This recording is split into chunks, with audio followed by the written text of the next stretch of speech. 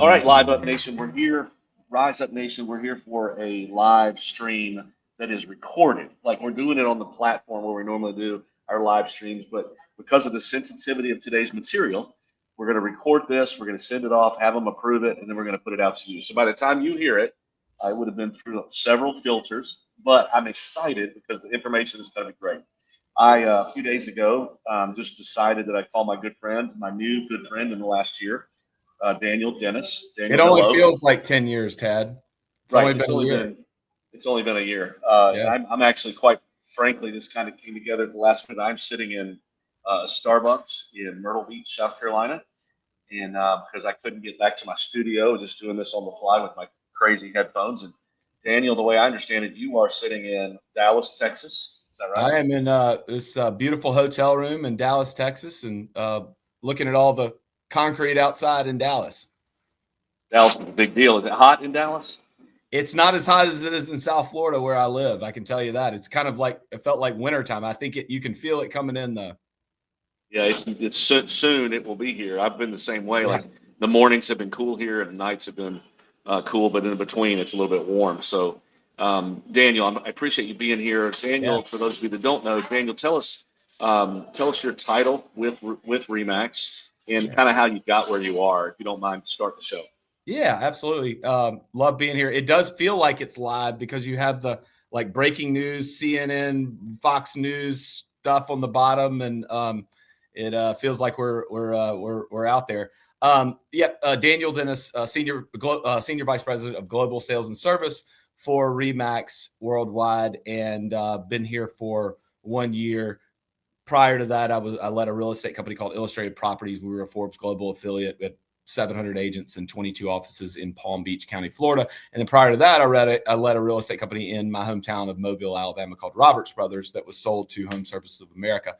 And now I'm with you all. Got here because of Chris Lim, who is of course the president of REMAX. He was the president of Christie's, and he said, "Hey, I'm going to REMAX, and I want you to go with me." And I guess that was a year ago, a year and maybe a couple days. And so we did not know the announcement that took place 2 weeks ago was going to take place. None of us knew that, but here we are, and we're really, really excited about what the future can hold, with Real and with REMAX coming together. No, I appreciate you saying that, and I wanted to comment real quickly. Can you imagine? I can't imagine having the title Global Sales and Service. Like that's a lot. Like it to me, it says a lot of things, and it encompasses a lot of activity. Is that right? I some days I don't know what it means because we're going in 400 directions, and I'm in front of agents, and then we're doing, planning, and then we have this kind of stuff come up. So it is from in terms of the pace of play and the speed, it's very similar to doing what you do every day, and you see a need and you fill it. And of course, the goal, our overall goal, is to support our broker owners so that they can support their agents, and we all work together to try to create that experience in that elite real estate company that's a people first company that is truly made up of servant leaders and made up of what we're trying to build, which is elite tech combined with the relationships, the support, and the most prolific brand in the world. And when you got that, you got a pretty darn good combination out there. Yeah, that's great. I'm going to dive into that in a few minutes, talk about what, kind of your take on all of that. What I've seen though, I'm going to tell you what I've witnessed as a broker owner. And I think I'm pretty involved, and I'm a team player, I'm a cheerleader, but I also ask a lot of questions. I mean, I've been around 20 years with REMAX. So what I've seen happen is about, maybe it was 2 years ago now, that this new guy came on the scene, and Eric Carl, who was in the CEO role over all of REMAX Holdings. I remember him speaking for the first time at R4, which is a heck of an introduction for somebody brand new, because we were all sitting in the audience with our arms crossed going, okay, what's this guy got? What's this about? Yeah. Yeah. Unfairly, we put him on a pedestal, and we were like, okay, show us who you are. he would admit his first opportunity to speak to us was average. He's not wasn't a fantastic orator, which doesn't mean anything about leadership, of course. It hit us in a way, but here we were again at the forefront of another rebuilding, and we've been through a few of those, right? As broker owners, but I was all excited because here's a businessman coming into the real estate space, and I thought that was important. And then I watched him kind of get his feet under him, I felt like. And then after he had his feet under, he started gaining some trust. He started putting other people in place. And I'm sure I missed a lot of the story behind the scenes. I can't imagine his resilience. I can't imagine his conversations with the board. I can't either. I wasn't here, but I bet it was. Can't imagine.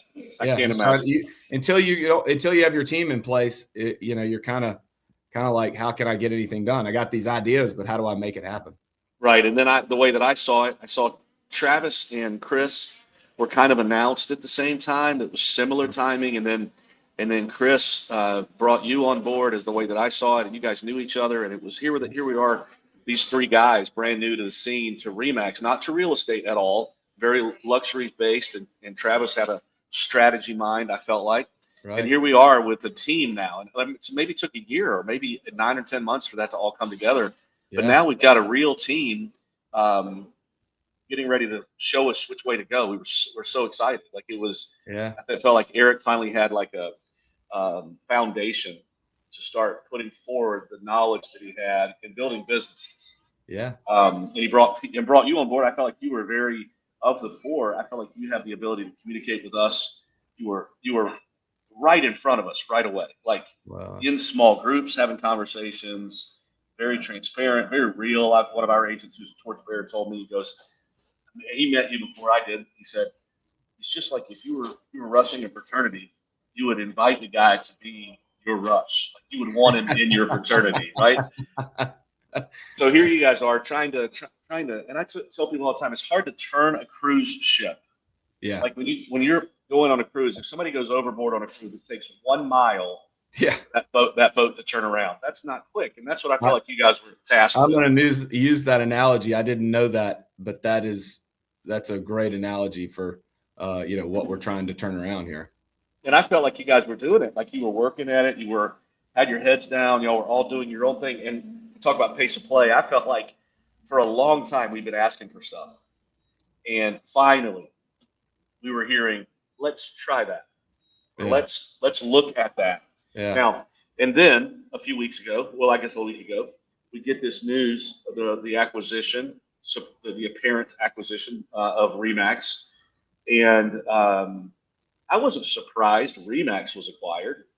I mean, if you were, you probably weren't paying attention, in my opinion, to consolidation that was happening in the world already, and other things that had been talked about, and just opportunity. I didn't expect it to be real. I kind of anticipated it might be Zillow. It might be like everybody just babbled about, And I understand now, that Daniel, I know that of what I just said so far, is that on point? Am I in the right ballpark with how that all unfolded? Yeah, I think so. I will always be grateful for Eric because I think he taught us, and I think he taught. I think he will. The story will be one day that he actually taught the industry how to think differently. I've been doing. I was a lawyer before, but for a very short period of time, I got in the real estate business, and I've been doing this a long time, and so I'm much more comfortable doing what I've been doing out here in Dallas. I was in front of agents all day at sales meetings, and and hearing from them and showing them how we could support them. And I'm really comfortable in that setting. But we always think about it from the standpoint of, okay, if we're going to make more money, we got to go sell more houses. We got to go recruit more agents. Then we thought we were brilliant, got in the mortgage, title, and insurance business. And, and it's a good thing to do. And it can be, there higher margins for broker owners when they do that. It's still transaction based, and it's very difficult. Eric kind of brought in a different mindset that, hey, if we're going to support our broker owners to the fullest, we've got to help them make more money in other areas, not just the real estate business and the agent recruitment business, because there's only so many transactions, as we saw after the, I think it was funny. Everybody kind of thought that everybody was going to get out of the real estate business when we went through all the NAR stuff, and the co-broke splits were no longer allowed to be inserted into the, MLS. And I don't know, everybody, I didn't really, the barrier to entry in our business is too low. I don't believe, I never thought that there would be a lot of agent attrition, and certainly there wasn't. But obviously, since I guess May of 2022, when we went from 3.5% rates to 7% rates, obviously the number of units that we were all fighting for was reduced significantly, and that required a complete adjustment. But the point is that we've got to find other ways to leverage the size of this network and the brand that we have, which is the most recognized brand in the world. And you go in different parts of the world, and you go to Europe, and you go to South America, and of course, certainly all over the U.S. People spend trillions of dollars and trying to build the name recognition and the brand awareness, and that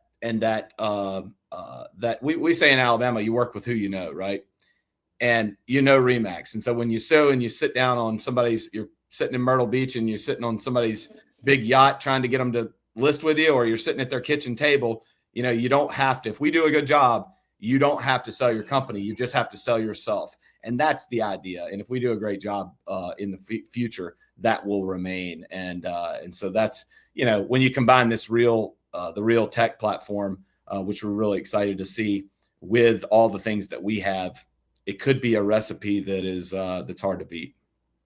Yeah. So let's talk about that for a second. I think a lot of my peers in my role, when the news hit, they were like, first thing we did with our email is we checked to see how far after that did the agents get recognized, this news, and it was like 3 or 4 minutes. So we have I thought you were going to say, I thought you were going to say, oh, I need to check the email, make sure it wasn't a spam email. Well, I did check to see if it was April 1st. I thought it might have been an April Fool's joke at first, but then I checked, and I know that our agents got noted real quick, and a lot of my peers were like, we have to know earlier than that. We have to prepare our story. But I understand there's a publicly traded aspect to this. At some point, you found out this news. How was it? How did it hit you first? What was your personal opinion, if you can share that? Like, what did you think? I don't think I've been asked that question. Let me think about that. I mean, I respect your tenure in real estate, your luxury perspective. You were an independent doing extremely well. I just wondered what personally you thought when it hit you. I think I first thought, okay, what? Okay, all right. Okay. And I've heard of Real. I knew who they were. Knew they were a significant player. I mean, I knew that they went from, started, right around the COVID time, maybe right before, and have been one of the fastest growing companies, cloud-based companies, and they're up to 33,000 agents potentially there, and so I kind of dug right in and said, okay, let's figure out who they are, what they might be thinking, why is this happening?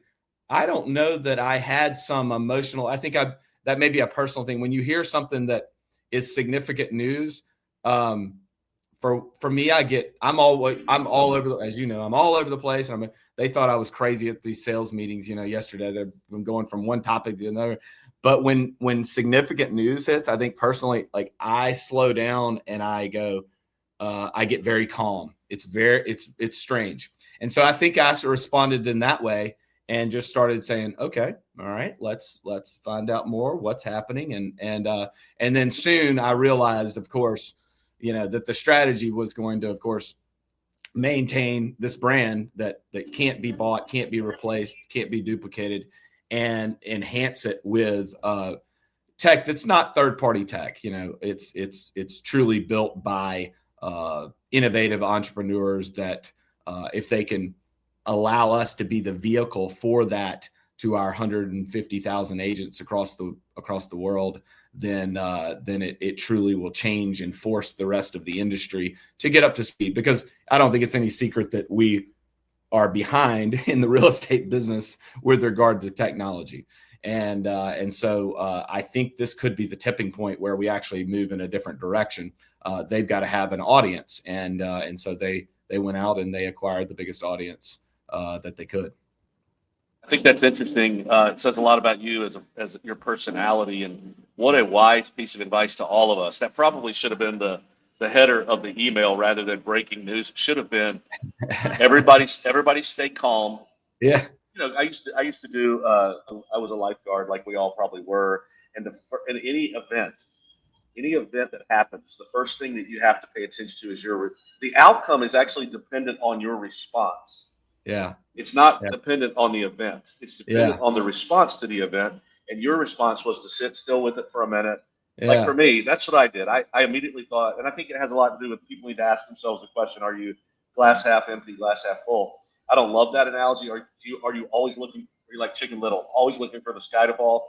Yeah. Or are you more like the guys on the Titanic as the boat is sinking and you're playing in the string quartet, like, we're going to be good? I think all of that comes into it, but I appreciate you saying you should slow down and say, let's. Sometimes I'm able to hide it and sometimes I'm not, but I am a lawyer at heart where I analyze and I think about it objectively from both sides, regardless of the situation. You know what I mean? Like that's just me. Cause people think of me this, and I am, as you know, I get really, I get sad and upset and I get pissed off and I get, because that's, I can feel our agents. I mean, nobody in our business is selling houses. I'm telling you, and you know this, one of the most difficult things in the world is to hire real estate managers, number one, because it's hard to find somebody that you can pay that wouldn't be making more money to go out selling real estate. And you have to have been have to be an agent to be a manager. But other than that, marketing people, support people, administrative staff in an office, very, very difficult, because the mindset of the 1099 independent contractor to do what they do every day and to not have anything given to them on a day-to-day basis is really, really dark. And so it's a magnet for people that think in a certain way. And it's an emotional way. Nobody walks in a house and says, I mean, I say nobody. I mean, somebody does, but very few. An engineer or something says, okay, here's the unless you're buying a rental property, they're not selling the house based on a spreadsheet. They're selling the house because somebody walks in and says, I feel at home in this house. And so in our world, not everything that counts can be counted or measured or quantified, but those are the most important things. And to be able to handle people like that and work with people like that. I remember I told this story yesterday.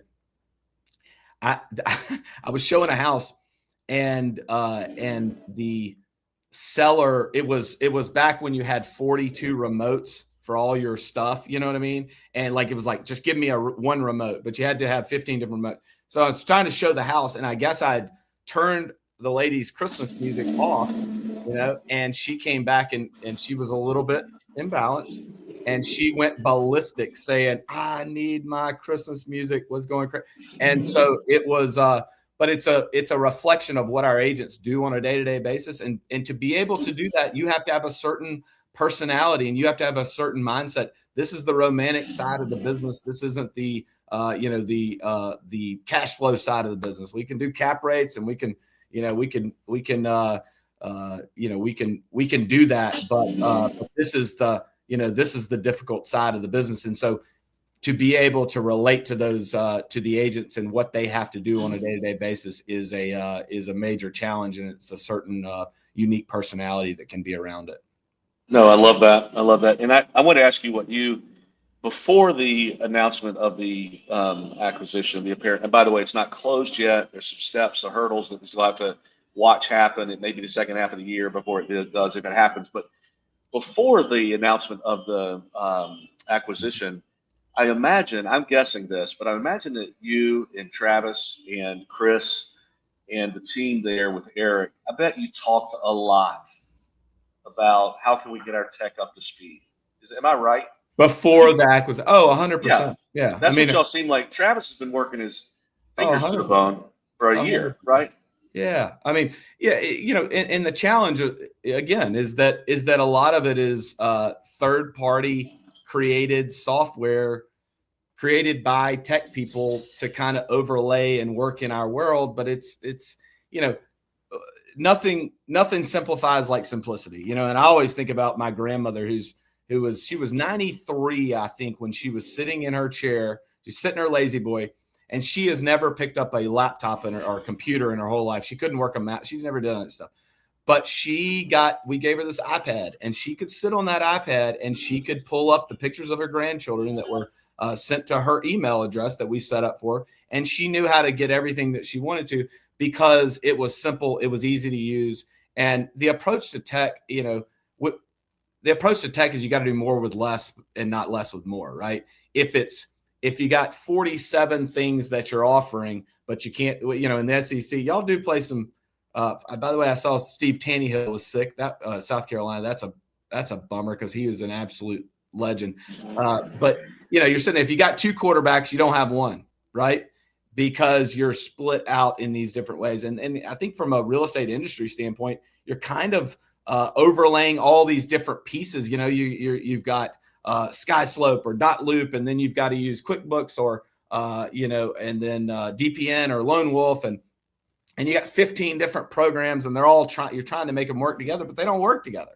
And so the exciting thing about this, I think, you know, you've seen as much as I have on the, you know, on the tech side, you know, because we haven't met with them and done that yet, but it's all integrated into one, and they built it, and there's something to be said for that. And so that's what I'm really excited about seeing later on after the fact. Yeah, the way that I look at it, like Dave and Gail in 1973, they created a platform, like an ecosystem that that they thought would build a pretty good organization. I don't think they had any concept that it would be the most iconic disruptor of all time. But they created the 95.5 for $1,000 a month when everybody else was doing other stuff, and they started that, and then they started hiring agents on that platform. Yeah. Right. And you could build with that platform. To me, Real is at an advantage because they built the platform, and then they hired their first agent. And then they said, all of you are going to adopt this platform, and we're going to all work it. So you're working out the bugs along the way, but you're all bought into that platform. Just like we were bought into the commission, full-time professional, all the things it led to. So I think what I've seen from a REMAX perspective, an owner's perspective, is we get all these opportunities to adopt this new stuff that even whether REMAX tried to build it or whether it was built by Inside Real Estate or another party or whatever, trying to keep adopting. But we got 150,000 people that are doing 130,000 different things. Yeah. Right. So it'll be interesting to see the adoption rate. How do you think, from what I've heard, the tech will be, I mean, let's just say these things since I don't know how many watched Daniel's call or have been paying attention. The goal is if Tamir, who's the new CEO, is being honest, which I'm assuming he is because he's an iconic leader already in his space. He is saying the brands will stay under a parent company, similar to Toyota and Lexus, similar to Disney and ESPN. There will be two brands operating under a parent company called Real REMAX Holdings or something like that, right? Or the Real REMAX Group. Yeah. The brand, like REMAX agents aren't going to have to run and get new business cards, new signs, all of that stuff. It's going to be, they're going to be two separate things, right? Yeah, that's right. And then the what I've heard him say is on several occasions I've listened to him, he wants to make the agent and the broker owner more effective and efficient. Yeah. He's looking at it like, hey, I've got the top producing agents, most professional, most well-respected group of agents, and I have an opportunity to help them understand how this platform can make them more effective and efficient. Am I seeing that the right way? 100%, 100%. And if you can take the real estate side, which nobody delivers more effectively. I mean, you saw the units per agent, average units per agent nationally, and where we rank. There are reasons for that, and you can't go buy that. You can't duplicate it. You can't. But then you give us something that we desperately need to continue to compete and be more efficient. It's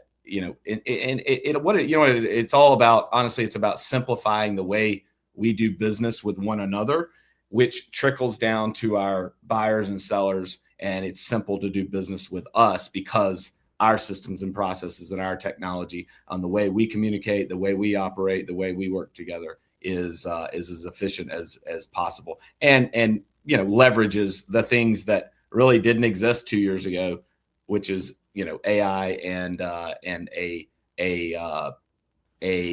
interest in being simple, minimal, everybody understand. I mean, there's a reason why Google is the most is the number one search engine in the world. They may change the St. Patty's logo up here. They may change this over here, but exactly. My 6-year-old can get on Google and they know exactly what to do, because again, when you confuse in our business, you lose. And that's how you create adoption. Is you don't confuse. You make it simple, you launch it correctly, and then we used to say in our company, you tell them, then you tell them again, then you remind them that you told them, and then you repeat. And we do that with everything that we launch out there.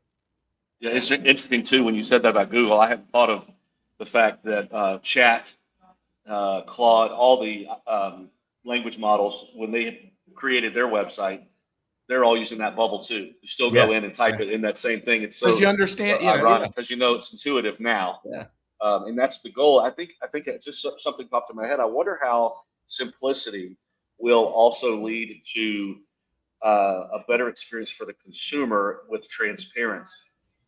Yeah. And with quickness. Like, I think of speed of delivery when someone asks a question. Now, if you go on I was on this one the other day, and I'm looking for boots, and I'm chatting with an AI bot. Yeah. But it's literally answered every single one of my questions. Yeah. Effectively and efficiently. So, and if anybody's honest, like if we are honest as broker owners, that we're still proud to be double the production of any other, and even privately, like our individual brokerage is even better than that.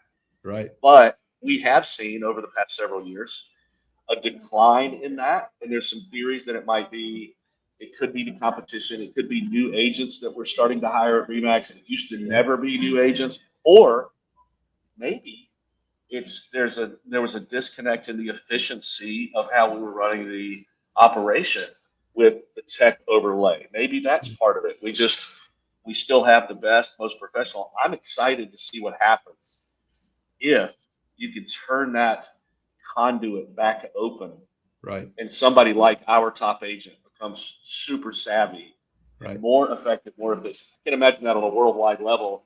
I'm sure Tamir, who's going to be the new CEO, is very excited about that. And as a broker owner, I'm super excited about that. So, what do you from here? I can imagine you guys are. I can't imagine what's going on behind the scenes. You came and spoke to a group of agents yesterday.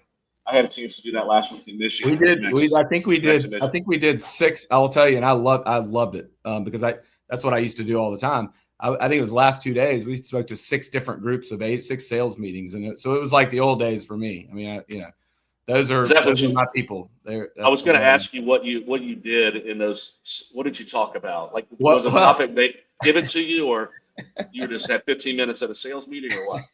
No, I think I had maybe an hour and a half or something, and I needed about 3 hours. But I walked in and I thought I had a presentation, kind of asked my agents what some of my former agents in South Florida and then in Alabama. I said, going to speak to a company, what do I need to tell people? And so they gave me ideas on, being as upfront and even being uncomfortable with how direct you are about pricing right now, trying to use that listing to leverage the other listing. But I only in one of those 6 meetings did I ever get to that, because I opened up with, a discussion about the acquisition, and they asked, nobody asked a question. Well, that's not true. I did have somebody ask a question. The only question that I have, I said, is Tamir and them going to be interested in tokenization? And I said, I have no idea what you're talking about, sir. And he was meaning Bitcoin, blockchain, et cetera. I said, I have no idea. But I said, when you meet him, you need to ask him. But there were still the holding company name, Real REMAX, there was still, and I think a lot of, the social media where you've got agents that are kind of mixed. They were mixing and match. I think it's going on a little bit less, but they were kind of mixing and matching. They were confusing people, by bringing the two brands together in a public facing setting, not just the holding company. And so I think a lot of the questions were kind of about that. and when do we get the tech and all of those things, which we've got to plan it, we got to close it, we got to plan. We don't know any of those things, but we will. And the message for me was our agents and our broker owners, when we know something more than what we know, we need to tell them, and we need to tell them as often as we can and tell them as much as we can, and that's what they want to hear, because they want to feel the confidence that we have in our eyes about, the future. They want to see the white of our eyeballs, so to speak, and to say, okay, all right, I feel like this is a good thing if these people think it's a good thing.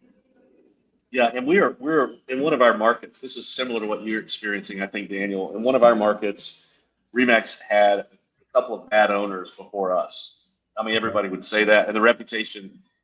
When I'm recruiting agents to that brand, normally it's like it's an easy thing, but down there, because of what's happened in the past, it's been a little bit more difficult, right? Yeah. And they're seeing it and they're going, oh, you're going to be just like so and so. So I think that you guys in your seat, if I can say anything encouraging, the history before you. Right.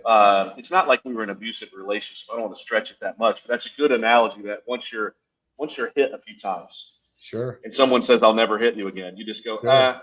So there's a doubt there, right? And I 100%. appreciate what I was going to ask you that question, like, can you just commit to us that when you know, and actually that's what y'all did in the first setting. When you knew, you told us. Yeah. And I think the communication is the key. You probably have agents that feel one way about it. You have broker owners that feel probably a little more personal because we're in franchise agreements with a franchise that just changed. It feels like, Yeah. So there's probably a couple of different messages, but how was the attitude? Like, you're in a room of a bunch of people for six times. What was the attitude of the agent and the broker owner that you experienced? Was it positive in general, very uplifting? How was it? I think it was primarily positive. I mean, I kind of started out with saying, okay, who's excited about this and and then who's unsure. And there, it was a few people that thought it might be one or two people in every room. Most people thought that it was going to be a positive thing. And then you've got some people that, that are unsure, saying, okay, don't tell me, but show me. And I appreciate that, because that's kind of my mindset with anything that I approach. But I think there was one lady, she was funny. She said and everybody confirmed in the room, I could tell that she's usually the negative one. She was like, I'm trying to find a way to be negative about this, but I can't find a good, legitimate reason. And I said, well, that's okay. You can be positive every now and then. She's like, yeah, but I don't like that. That's not my role. And so that was a pretty funny. I've had a good couple of days with them in Dallas. Imagine being married to that person. That would be incredibly fun. So tell me, Daniel, before we wrap up here, and I appreciate your time so much. I know you're busy. What are there questions that I haven't asked you that have been predominant questions that you've heard that are important that you'd like to just say, hey, this is how I see it, or have we covered most of it? I think we've covered most of it. When we close and we figure out what this is going to look like specifically more and more, again, we need to tell you, and we will. You know what I mean? That's the thing. I think there was a lot. Listen, you kind of touched on it, but I mean, a lot of people were, not a lot, but a number of broker owners. I mean, in our world, I know the heart of your company. It's a unbelievable company with you and Mandy and Rennie and the agents in there. I think the number one rule in terms of announcing something or making a fundamental change or whatever is to talk to your key stakeholders first. And of course, with insider trading laws, you just cannot do that. Like you absolutely can't do it. And so I think a lot of people were surprised at that, because they don't necessarily understand how severe and dangerous that is to all of us, to whoever you would have told, but also to the person that would be telling them. And so I think there was a little bit of that, kind of like, why didn't you tell me beforehand? Because I've never launched a new commission schedule. Never. We bought our number one competitor in Alabama, bought other competitors. We never did any of those things. We launched the Forbes Global partnership at Illustrated for all of South Florida for the Kai's company and Illustrated. We never did any of those things without talking to our key. Well, I call them our core influencers. Those are the agents that you rely on. you lean on. They are your mouthpiece out there for what you're trying to accomplish. They trust you. You trust them. They're your business partners, stakeholders. They are 100%. And I always talk to them before this situation. You couldn't do it, and that was a little, that's obviously kind of frustrating, but it is what it is, and so you kind of have to deal with it and settle people down on the back end after it's announced and explain to them, what's happened and let them know why you weren't able to notify them before the announcement. Yeah, and I think for REMAX people too, it's more difficult because I don't know, for 40 years we were private. Or however many, I don't know how long, I can't remember how many years ago Dave decided to take this public, but we were private and we had one guy riding an elephant onto the stage. I heard about that. He didn't care. He didn't care what the public thought or the private thought. He just led. If you can find I've heard that story. If you can ever find a video of that, I would be highly entertained to see it. Yeah, that would be. I'm sure it's out there. I wonder if you search it on YouTube, you could probably find it. But because we were so used to really one person. I mean, well, he and one unit. Yeah, and it makes us. We got used to that. Some of us have been around a while, so that. But I appreciate. What I wanted to say is I appreciate. What I think of is I trust. This is the word that matters to me. I don't think that you nor Chris, nor Travis, nor Eric would have uprooted what you had going on and decided to come. I've heard you say this word a million times, opportunity of REMAX, and put your family on the line, put your personal business on the line, put your reputation on the line. You guys wouldn't have run to rally this troop if you didn't really, really believe in it. This change doesn't change that. This could enhance that incredibly. Right. So my opinion is I trust you guys. Until I don't have a reason not to, I trust it. And we're gonna support, we're gonna cheer. But I want you to give me a piece of advice. Two things. Tell me how an agent, what would you give a 2-minute speech to an agent? What would you do right now before the closing happens, before some facts are given to us? What should an agent be doing right now? Well, let me switch the question. I'll answer the agent part of it, but let me tell you, I was with a broker owner last night having dinner, and she asked, "What is a broker owner? What would you do?" I said, you have all this noise in the industry. You have all this consolidation. Remember the old days we say, "Oh, well, don't call Tad. He would never leave REMAX. He would never do those things." I got $100 million team that I brought over in South Florida from REMAX, and it was led by one of those people that would absolutely never leave. Well, they didn't leave till they did leave, right? And with all this change, kind of like COVID, when you say, "What? We've always wanted to move to Florida. We've always wanted to do this. We've always wanted a lake house. Why not now?" Right? That's kind of the mentality. And what I told her is, I said I would go on an absolute recruiting tear, and I wouldn't delegate it. I wouldn't outsource it. I had 2 recruiters in South Florida, and they did a great job. But when we recruited $320 million that last year in experience production at Illustrated, I sat for 3 hours every morning calling agents that I knew, calling our agents and saying, "Hey, do you know this person? They look like they would represent us well. They obviously sell. They're at a high price point. They're exactly what we're looking for at this company as we try to build it. How can we get in?" And if you outsource it, it's kind of like SEC. I'm going back. You go SEC recruiting. Saban. He had people doing recruiting, but he didn't outsource the big guys. You know what I mean? And I think that would be the number one thing I would say to broker owners. To the agents, I would number one, if you can go on David Childers, which is Keeping Current Matters, which is really, really an excellent.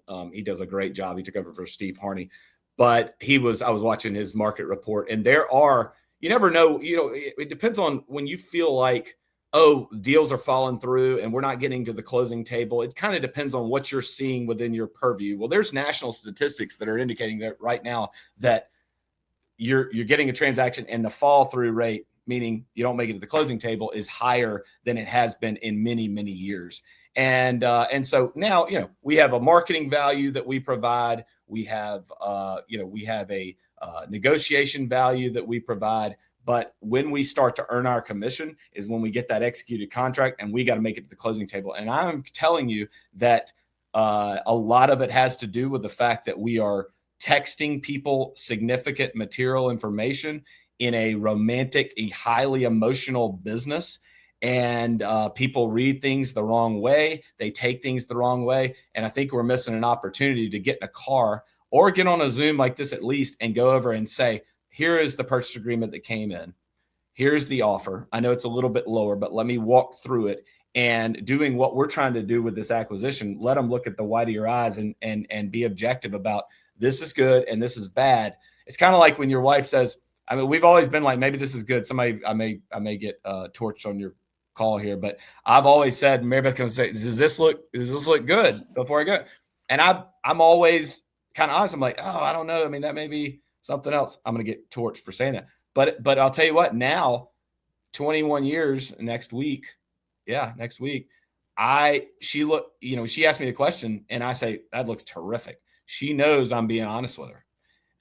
And so I think there's something to be said for that. And I think that relationship and that trust factor, you're still the trusted advisor. You can have AI, you can have all these things that they're going to supercharge and accelerate us, but they're not going to do the things that only you can do, which is give somebody the confidence, be objective. They don't know I don't care if they're a doctor. I know doctors, my dad's a doctor. They're experts at buying and selling houses. Engineers and accountants are experts at buying, but they're not. You know what I mean? Because we see it transaction after transaction. We see inspections. We see, title issues. We see zoning issues. We go through it all of the time. And what we see more than anything else is we see deals falling apart because it's emotional and you're dealing with somebody's house. People get crazy when you're dealing with somebody's personal home. And we've got to be able to temper those emotions. And the best way to do that is to do it face to face, belly to belly, eyeball to eyeball. Great piece of advice. That was my second question was, how should a broker owner be acting? But I think what you summed all of it up to me like this. The client will trust a personal agent, like they already have. Yeah. And a personal agent will trust their personal broker owner to navigate through all of this. The client won't even know. I've been saying for years, and it just comes so clear right now. I want to just remind my listeners this. Innovation without connection is empty. Connection what? Is empty. Like yeah. You get nothing. If you have connection without innovation, you basically have maybe you had the REMAX brand when it first started. Yeah. Right now we might have. What if you had both? Yeah. What if you can? Like I have agents that sell a lot of real estate that aren't on Facebook. They don't even have social media channels, but there are a lot of them out there that have real savvy AI and they're very good at this or that, but they don't have any clients that trust them. They don't have any connection with people. Like you are very good at connecting. First time I talked to you, we instantly knew we're both from Alabama. We love sports, all those things that you connect with that you can't do in a text as easily.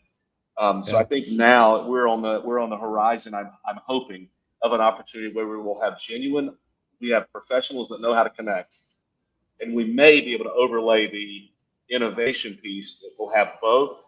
And I think it's game over. It could be game over. I mean, I think we could really we could reverse the trends. If we're the most trusted, maybe we'll be the most trusted and most savvy, and look out. And I appreciate you so much. Let me ask you the final question. One final question, personal question. What is it personally that drives you to do what you do? Are you just crazy? Or like you travel all over the place and you've got a beautiful family sitting in South Florida right now, and you're just always on the go for us, right? But what is it that drives Daniel Dennis at the core of it all? So we always led our companies with defining culture as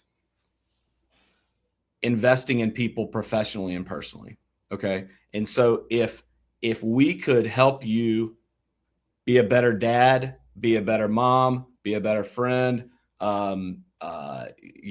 work through school while you're work at our company while you're going through school, be a single mom, do all of the, get through a divorce, get through it, you know, with an agent coming in who's some sorry husband who used to tell her she's not worth the darn and she can't do anything. And they got a divorce and now she's got to go out and work. And so the thing that's driving her is to prove him wrong.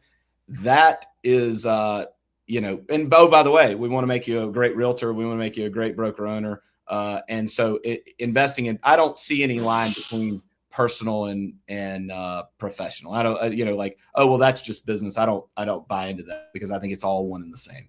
And so that's probably, in addition to having three little people, and then Mary Beth in South Florida, where I gotta keep going.